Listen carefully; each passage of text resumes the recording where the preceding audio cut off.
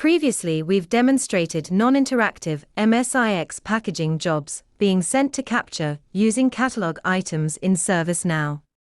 Interactive jobs, such as discovery and functional UAT, can be sent to capture in the same way. On the screen is the application UAT catalog item, and it has a deployment mechanism of Intune. All of the required parameters have been pre-populated, and there is an Intune MSIX section. The job is posted to Intune, and these attributes map to the application section in Endpoint Manager to describe and deploy the MSIX. Click on Order Now to submit the job to capture and deploy the application to Microsoft Endpoint Manager.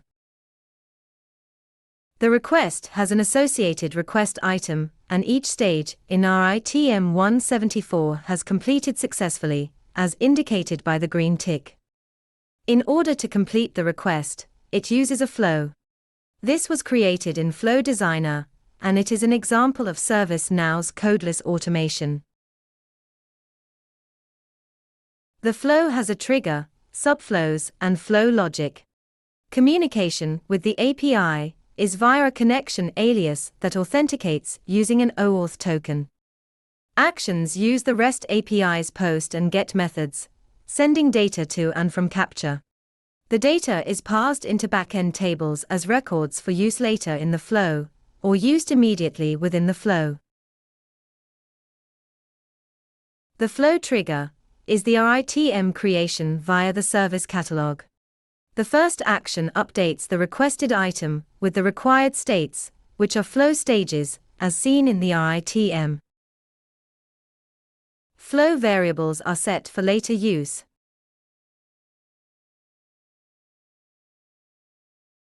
The post-UAT Intune action is comprised of three elements: the REST step, request details, and the JSON body. Action outputs are variables that are passed to the flow via a data pill.